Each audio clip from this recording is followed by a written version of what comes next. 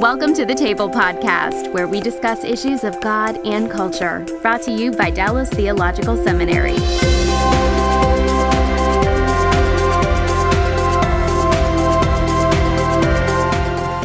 Welcome to the Table Podcast, where we discuss issues of God and culture. My name is Kymberli Cook, and I'm the Senior Administrator here at the Hendrick Center. And today we're going to be talking about women in early Christianity. And this is a special episode. We are joined by particularly an expert guest. We are joined by Dr. Cohick via Skype.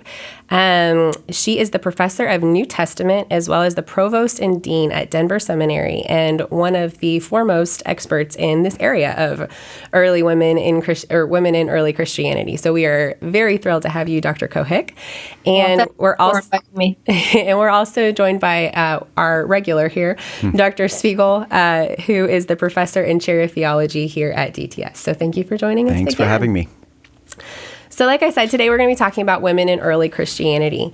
And this is one of my favorite topics. It's something that I researched all through my THM. And so I'm just thrilled to be able to discuss it here. But I would like to know, just for everybody listening and just so that we can all kind of get on the same page, how did you all end up interested in the early church specifically and dedicate your lives to really researching it and thinking through it? Dr. Svigel, let's start with you. Yeah, I started reading what's called the Church Fathers, a literature from the patristic period, which is roughly right after the New Testament period to about 500, 600 AD. Back in Bible college, I would stay up late and just read them in my leisure time, and eventually it sparked an interest when I came to seminary. I kept that up and really decided to devote myself to that during my PhD studies, when you have to come up with a topic to satisfy readers and a committee focused on 2nd century primarily, Ignatius of Antioch in that period, which is very, very formative. Coming out of the New Testament and moving into church history, very pivotal moments there. And I've just been stoking that fire ever since. Very cool. And Dr. Cohick, how about you? When I came to Christ in high school, and I also really loved history, so I combined my love of Scripture and history and went on to get my PhD directly out of undergrad. And while I was doing my classwork, I came across Julian of Norwich, who is not a patristic figure. She's medieval figure, but she has this vision, and then she ponders it for decades afterwards. And part of the vision is seeing Christ in a way as a mother. And so there's a lot of wonderful metaphors. She has numerous metaphors, but that one especially stuck because I happened to be pregnant with our firstborn at the time. And so it was just interesting to think with a woman from Christian history about the metaphor of motherhood. And so I started looking into just what were Christian women doing down through the centuries, and I haven't stopped the journey yet. Yeah. So we are saying in early Christianity, and you, Dr. Svigel, you outlined a little bit of what the patristic era is. Well, for this podcast, we're probably mainly going to be focusing on the patristic era. So you said, that it starts at the end of the New Testament era and goes until about 500? Yeah, 600. Sometimes people will date a little for, periodization is a bit arbitrary sometimes. But, some of our early non-New Testament patristic literature actually starts already in the late 1st century. So we're talking about that period after what we would say the canonical New Testament, and to about 500 or 600, just depends on who you are. And to orient people, these are essentially the disciples of the disciples, right? Yeah, is that a good way to think through? And then those who came afterward, yeah. But those are kind of the first. Correct. Okay. Yeah. And what are, Dr. Cohick, what are some elements, some key themes and some key cultural context points that we need to be aware of in this particular era? Well, I think especially for the study of women, to think about the age of the martyrs, that would be up before Constantine, which is around the 300, 325 mark. Prior to that, we can think about the church. It is the early patristic period, but it's also the age of the martyrs. And you're not going to have a lot of writings like you do later with Augustine and Chrysostom and Jerome. You have instead apologists and then those who are giving their lives for the faith.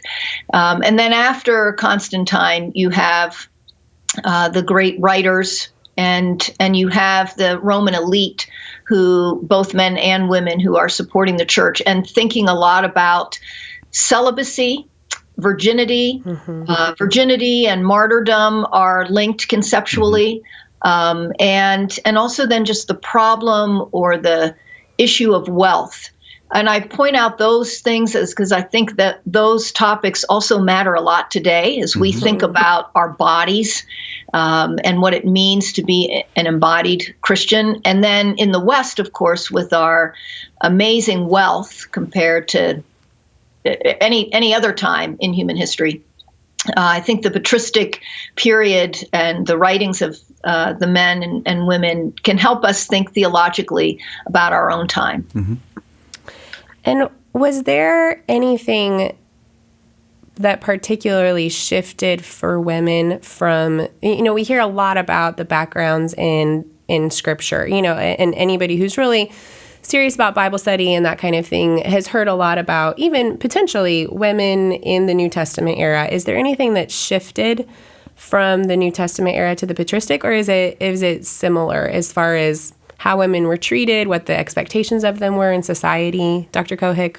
Yeah, well, I think one of the big shifts is in the first century, the early church is a Jewish sect, and the Gentiles are somewhat of a minority. But by the time you reach the end of the first century, you have Jews and Gentiles, maybe even an even mix. I don't know. By the time you get into the second century, it's more, I think, of a Gentile movement. And so their experience as sort of first generation believers are going to shape the questions that they ask. I think also they're coming from a pagan background, that while the church has always grounded itself in the Old Testament and the themes of the Old Testament, the Gentile believers are just asking slightly different questions. So I think that would be one of the significant changes. Yeah.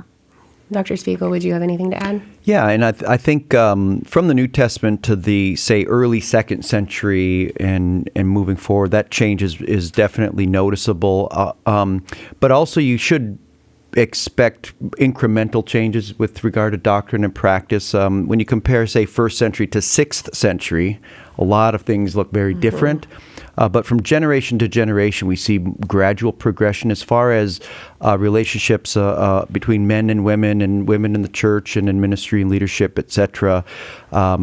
As culture changes, as the church moves from primarily a synagogue-centered movement to outside the synagogue, and you are going to see some differences because cultural expectations are going to be different for men and women. There isn't, this myth that everything in the Roman Empire was the same. Literally, when you went from city to city or region to region, cultural practices could change and expectations. Class, if you were wealthy versus working class or poor, those expectations would change. So we just have to be careful that we don't come to these stories or these texts with artificial expectations and let them kind of speak to us, and hopefully not read into it also our own 21st century understandings. Yeah. And I mean, we can understand that because things here in Texas, the cultural expectations are here in Texas are very different than in Seattle, or something or like Minnesota, that. where I'm from, right? Yeah. Or Kansas, where I'm from. Okay, so we're clearly in a wave of societal discussion currently in our own society about women, their roles, their rights. And that can be a really sensitive conversation for the church. And I think we look a lot at what our interpretation is of what the Bible has to say about those kinds of things. But it strikes me that maybe history, and especially the early church history, can help us think through these things as well. Would you even agree with me? And two, if so, why should we pay attention to what has happened in the past and really consider it as we're considering how to move forward in our own time? Dr. Svigel, if you want to take that first. So the New Testament itself, part of our approach generally as conservative Protestant Christians is that we are interpreting the New Testament in its historical context. And as the church is moving out of Judea and into other parts of the empire, those contexts are changing. And we are seeing really in the unfolding of the early church a number of ways that the message and the method of doing ministry and doing church and worship is necessarily going to be recontextualized. So one great thing we see is a variety of examples of how Christianity not just survives but thrives and flourishes in a variety of contexts. And Lynn mentioned, the change between 3rd to 4th century and Christianity become legal and then the official state religion. That changes the context for us. And so we are now kind of in a cultural context today where Christianity is moving in the other direction. It's not so much an accepted religion or assumed religion. We're really moving into what people say a post-Christian context where people don't take us seriously or don't, it's looking a lot more like perhaps a church of the 2nd century. So we can learn some things of how they contextualize things in those realms and learn some lessons, maybe be provoked about some of our assumptions. I think there are lessons to be learned there and wisdom to be gained. Dr. Cohick, what does this era specifically offer the women conversation? Mm-hmm. Well, I think it challenges us in our perhaps naive assumption that women stayed at home, they weren't in the public view, that women didn't have agency. And I appreciated Mike's earlier comment about the way that people can have influence, and in the ancient world, you certainly saw that in relation to class and wealth. And so, while today we might categorize or see as a primary categorization gender, in the ancient world, a lot of times it was class that mattered. So you would have women slave owners, and they would own male slaves. There wasn't the gender didn't matter at that point, right? In the ancient world, the imperial family was very important, and Caesar Augustus, his wife Livia, had tremendous power. And we also, the mother of Nero, Agrippina, she also had a lot of power, and her ancient press is a bit mixed in how she used that. But that same kind of power and influence extended through to the post-Constantine era. And you have a woman named Pulcheria, who we talk about in a book that I co-authored with Amy Hughes, Christian Women in the Patristic World. And this woman, Pulcheria, she was the sister of Theodosius II. She was a committed virgin. And when she was 10, her father died, so the emperor died, and her brother, who was 8, in a sense, takes the throne, although he doesn't begin to rule right away. But when Pulcheria turns 15, she began to oversee her brother's education. And from the ancient historians themselves, they say that she effectively ruled the empire. She was very involved in the Christological debates of the day. The Council of Chalcedon in 451, where the church confirmed the view of Jesus as being fully human and fully divine. She was very influential in that. She had written to Pope Leo I to call this council. I mean, once you realize just how involved women were from from the imperial family. And then you think of, and this would be way earlier, late 1st century, early 2nd century, the figure of Thecla. I'm sure we'll get to be talking about her in a little bit.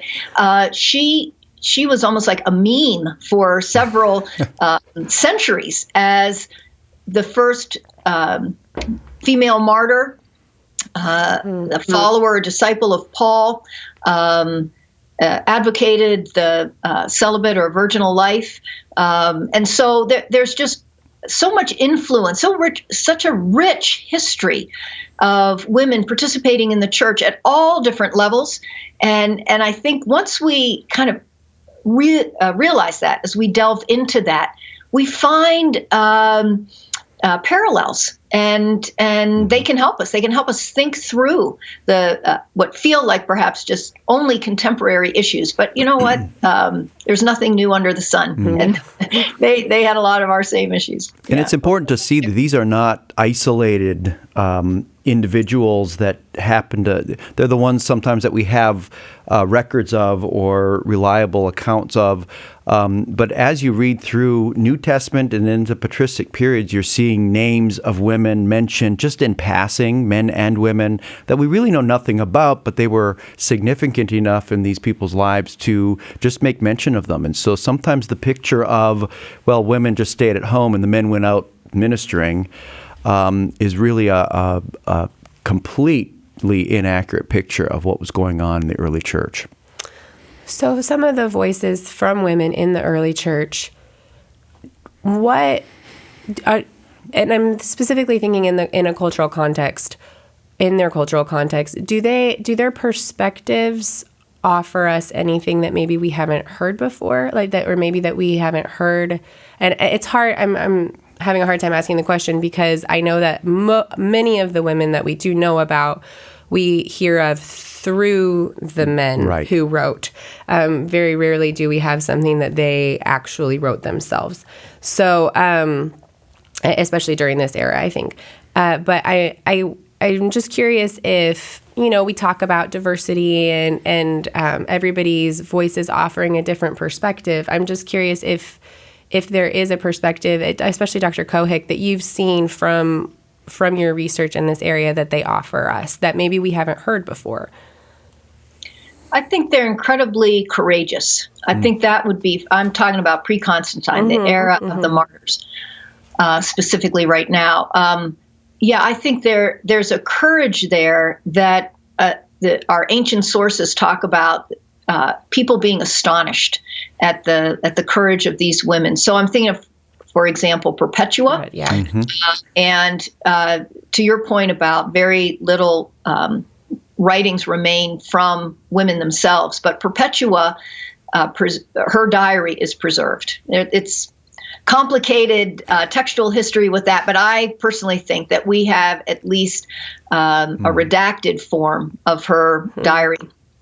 And so we have her voice as she experiences visions before she and a group of Christians from North Africa face their death in the arena as they're killed by wild beasts. And it's a horrible end at one level, and yet at another level, the Christians themselves believe that this is their, in a sense, second birthday, and they are entered into the presence of Christ at their death. She gives a very powerful testimony, and one of the threads in her text is her defiance of her pagan father, which is an extremely impious deed to defy him. So she has this pagan culture and the virtue of obeying your parents, and she flies in the face of that because she says to him, "I am a Christian," and that just rings through her text. And it captured the imagination of Christians down through the centuries. So Augustine has a couple of sermons on her feast day where he talks about her. And it's clear that her testimony, so she was killed in 203. And Augustine is writing, I don't know how many, couple centuries later, right? And she is, or what would I'm not good in math, so I don't know. within 2 centuries, right? And she's a member of the church, if you will. They still think about her as a figure they can emulate, even though the age of the martyrs is done, and they still honor her and her testimony. I am a Christian. You can't get more basic than that.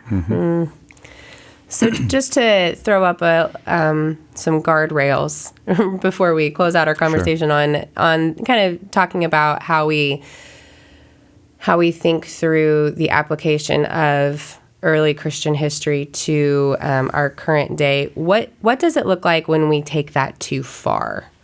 When is it possible to take it too far, to over elevate the way things were done? I'm assuming the answer is yes, but what does that specifically look like? Dr. Svigel, would you like to speak to that? Yeah, I think making sure that we are aware of, sensitive to the unique, every historical instance is unique, and this idea of we have to be careful as we draw, say, mandates or principles from that. It is an approach to history. It's a very classic approach to history, but overgeneralizing and coming up with principles that we apply can be, first of all, it's a little cheesy, but secondly, it can be irresponsible. So we do have to kind of understand fully the context and what's going on there, and acknowledge that that context never is exactly repeated. But another approach is the gaining wisdom and inspiration, etc., from a lot of these stories, men and women who throughout history have given their lives. It's I think a more responsible way. Paul even says, in the Old Testament, these things were done and written for our benefit, and even acknowledging the different context. It is idealistic and impossible to go back and completely recreate the context and the structures and those kinds of things of the early church. So it has to be a dialogue. You're reading and reading them critically and in some sense kind of sorting through the wheat and the chaff, but at the same time letting them read us in a sense and inform us and teach us. And so it's always this dialogue that we're having with the past rather than importing it or adapting it or adopting it. But just to be clear, we're not saying that we just should because they did try it, to make our right. church look just like the New Just because they did it, Testament we should be doing church. it. It's Yes. more complicated than that. Yeah, I figure if I was in a time machine and I went back to this time period, I think I would miss my hot shower and my flush. If I went back, I would definitely want to be really, really rich, right? Just only like about 5% of the population. Yeah, we do not, and it was imperial, right? That there was a monarch. Well, it was beyond a monarchy, right? It was an emperor, and yeah, I'm pretty much in favor of democracy. So, yeah, there'd be certain things that shape the reality of these that time, and the church accommodated and assimilated and reacted against, just like the church today accommodates, assimilates, and then also is countercultural. So, and so we really, the goal I think is to look at them as brothers and sisters in the Lord who are in different situations, but whose writings, again, in dialogue, might be able to inform us of how they encountered their own situations and how we might, provoke us to Yeah. further thought and reflection and questioning our own unquestioned assumptions. Yeah. Well, and quite frankly, to serve as a tradition for us to preserve. Yeah, preserve and draw upon. The democracy of the dead, that kind of thing. So, and Kymberli, if I could add to your question, I think I might say no, I don't think you can overemphasize if you're doing good history. Okay. But I think it can feel like someone is overemphasizing if they're only used to doing history as looking at what the church fathers actually wrote, or looking at the creeds, because in those cases, you're not really going to find women's voices. But if you go outside of that and look at practices and letters and those kinds of things, then you'll realize that women were with men doing forming the piety and the doctrines of the church. So it may feel like you're overemphasizing women, but really all it is that you just haven't talked about them a lot. Now you are. Mm-hmm. Right. So in that mindset, you've mentioned the stories of Placaria and Perpetua already. Who are some other women of note that people listening may not have ever heard of that they should? Who are a couple women that you would bring up, Dr. Cohick? Well, I did briefly mention also Thecla. And I would say Thecla is a fascinating character. She, and I say character because the story that we have of her in the Acts of Paul and Thecla, there's some pretty amazing miracles, if you will, that happen as she is preserved from death, being burned at the stake or facing wild beasts or jumping into a pool that has killer seals in it. It's a lot of fun actually to read. And it's hard to know how the ancients would have understood the what seems to me at times to be a bit fanciful, right? Nevertheless, I do think that there is an historical figure, if you will, behind those stories. And she is a disciple of Paul who, in the story, hears Paul's preaching and turns from her wealth and her privilege in the city to follow him. She eschews marriage and dumps her fiancé and defies her mother, who insists that she should get married. And she just maintains her steadfast confidence that she needs to follow the Lord in this way, rather than in becoming a leading woman of the city. And she remains a figure of great importance throughout, even in the post-Constantine church. So Macrina, who is the sister of Gregory the Great and Basil of Caesarea, she talks about, or Gregory indicates that Macrina's sort of secret name, if you will, is Thecla. And so this woman and her piety against all odds and her faithfulness, her perseverance against all odds, was seen as a role model. And so that would be a figure that I would say is useful to study or to think about. Yeah, and also the reaction to her. I find that also very fascinating. Dr. Svigel, who would you add? Yeah, I was going to mention Macrina and her role with the brothers Gregory, Nyssa, and Basil.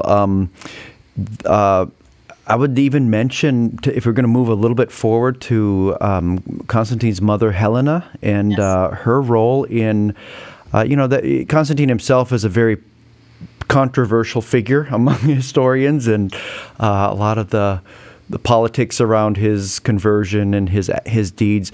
But when you take a look at Helena and you see a genuine piety in a woman using her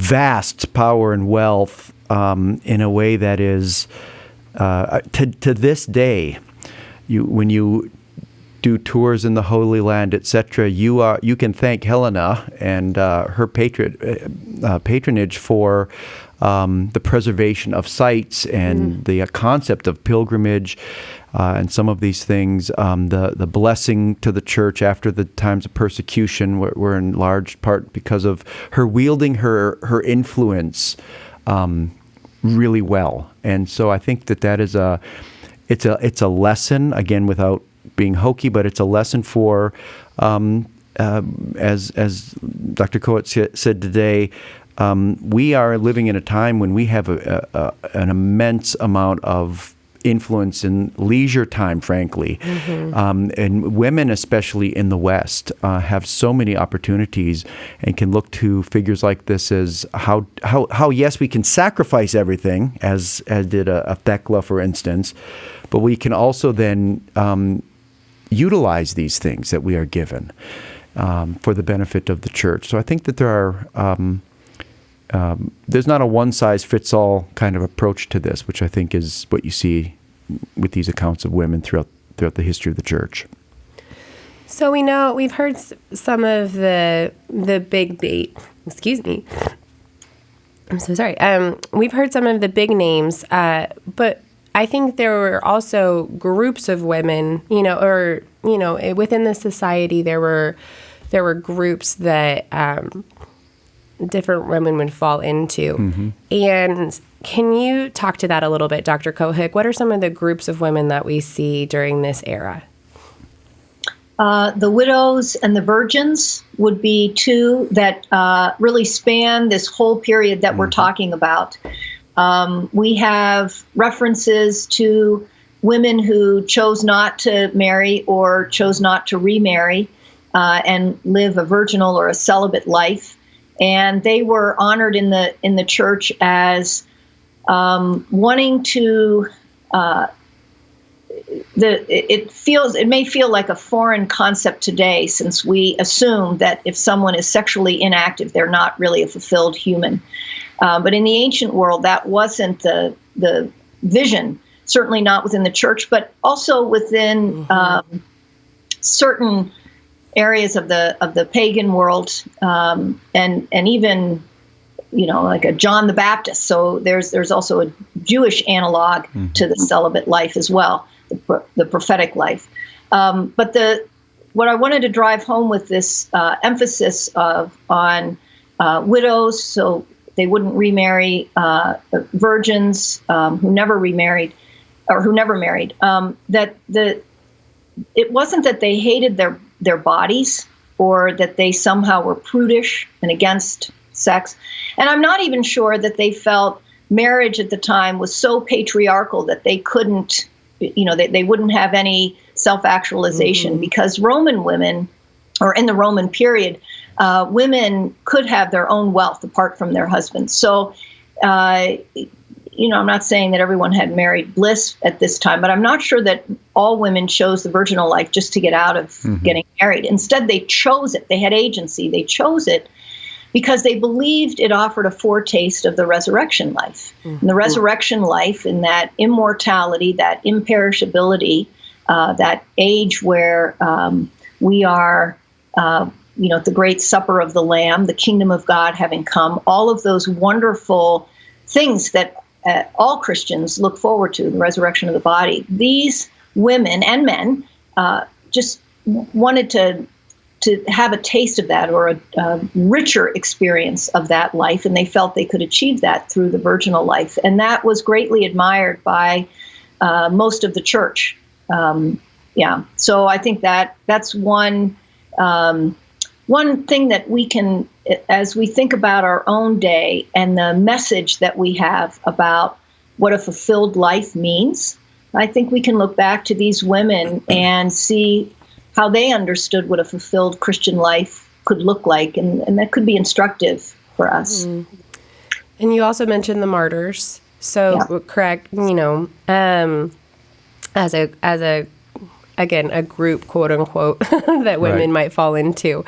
And that we look back and we see women, participating in, even though in that one they obviously were not wanting to. Another one that comes up in conversation often and is a little bit more debated is whether or not in the New Testament church specifically, there were apostles, women who were apostles, and that has a lot of loaded implications, depending on what your answer to that would be. What are some of the perspectives on that, Dr. Svigel? Yeah, like you said, it's debated. There's not a lot of good, solid evidence of actual, what we might call capital A apostles, as described in the New Testament. The church built on the foundation of the apostles and prophets, etc. The one passage that mentions Junia Andronicus and Junia. Early on, there was an assumption that this is a reference to two apostles because it says they are well known among the apostles, and some tried to make Junia, poor Junia, into a man. That I think utterly fails, but she is a woman there. But there is a question of how to translate. She's well known. They are well known among the apostles. Does that mean we? Kind of like Dr. Cohick is well known among the faculty of Dallas Seminary, or is it? They're well known because they are among the apostles themselves. It's not completely clear, and that's about the clearest passage we have.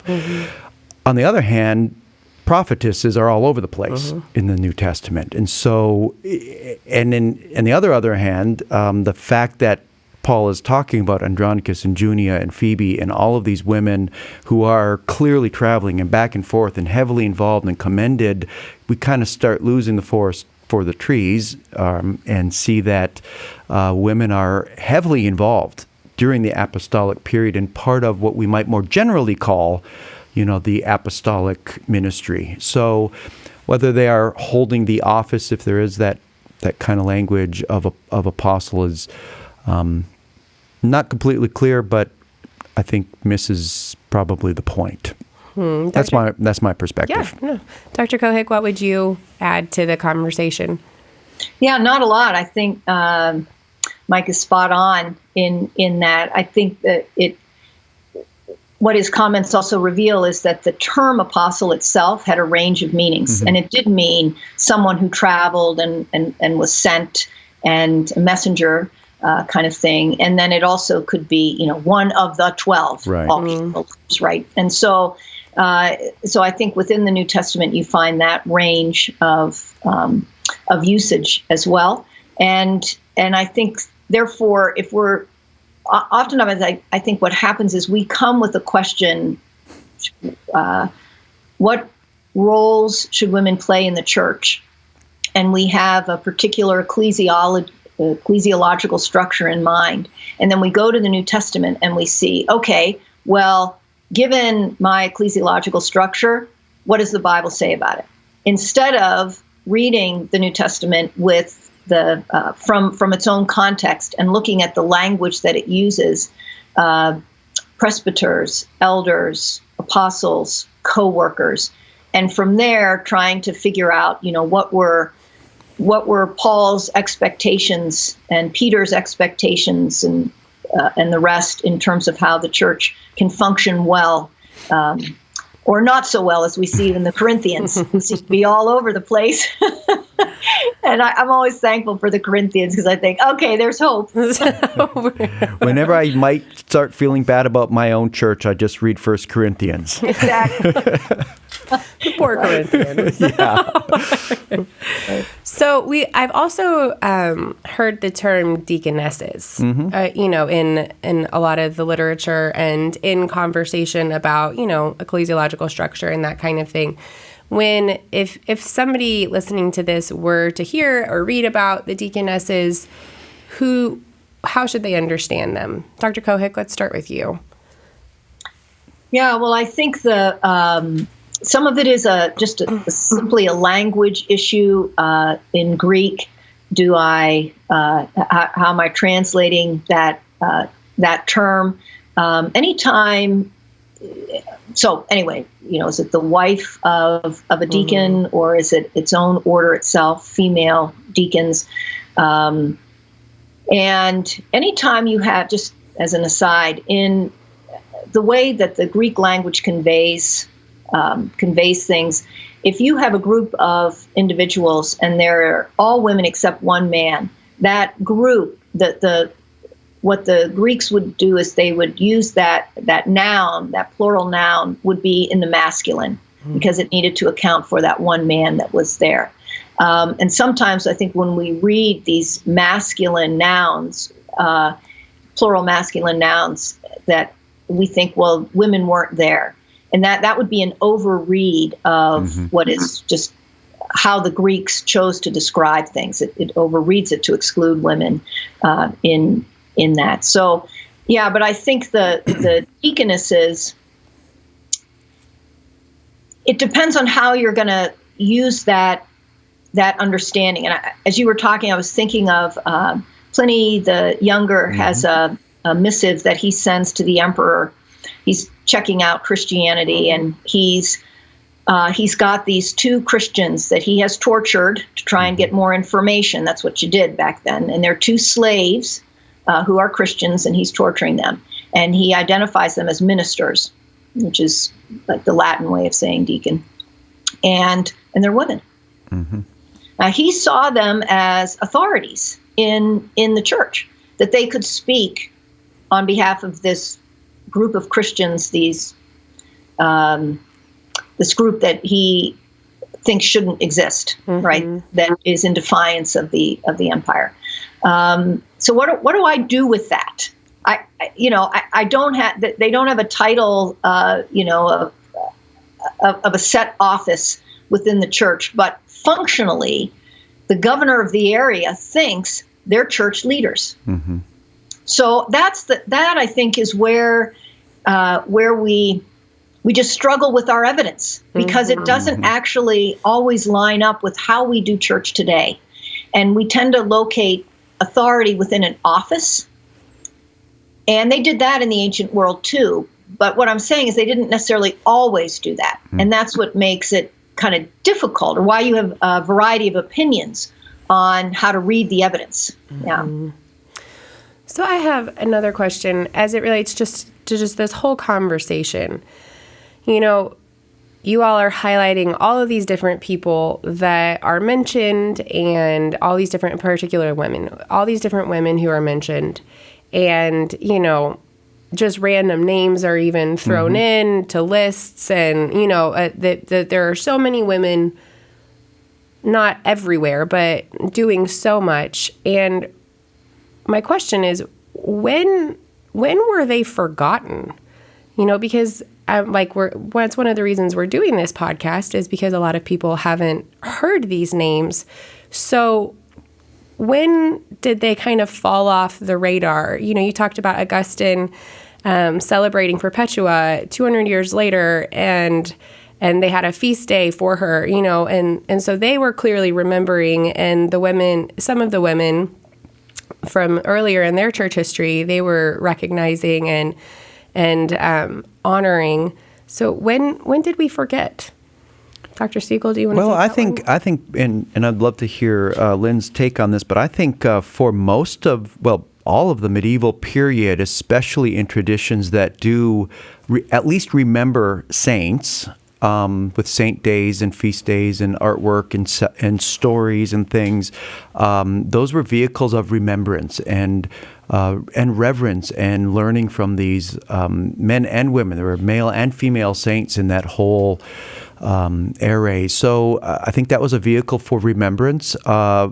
Probably Reformation, post-Reformation is where they kind of withdraw from that and open up. The early reformers definitely remembered the church fathers and women of the past and apocryphal literature, and oftentimes quite positively as examples of piety, etc.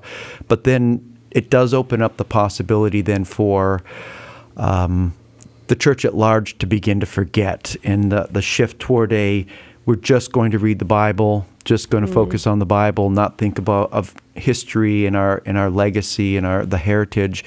I think that it opens up the possibility to forget. Dr. Cohick?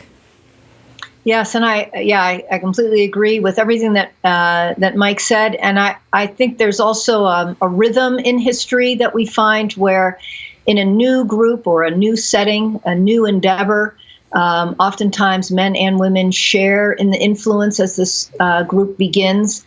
And so if you look at the history of the Protestant denominations, oftentimes in the early part of their history, men and women are serving side by side, sometimes even from the pulpit, depending on what that means in that ecclesiological tradition. But sometimes when a group becomes more established, it tends to, as it organizes itself, the leadership tends to become more predominantly male.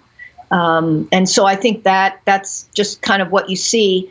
I was also thinking that in the great missionary movements that we have had post-Reformation, women are very much represented. Amy Carmichael, we know about her legacy, and so sometimes it depends on what is the church doing, what is the task of the church, and as to how men and women are working side by side, or whether it's more hierarchically structured. So, yeah. Well, this has been a fascinating conversation, and I just want to thank you both so much for your time and really helping us think through the women who have been in our church and have been for millennia and maybe have been forgotten at times, but definitely not fully forgotten, because we're still talking about them and their courage and their influence and their faithfulness in just saying, I am a Christian, going back to what you were talking about earlier. Again, want to thank you so much, Thanks. Dr. Svigel and Dr. Cohick, for your time. And we want to thank you for listening. And if you would like to have a topic for us to consider for a future episode, please feel free to email us at thetable@dts.edu. And be sure to join us next time as we discuss issues of God and culture. Thanks for listening to the Table Podcast. For more podcasts like this one, visit dts.edu/the table. Dallas Theological Seminary. Teach truth, love well.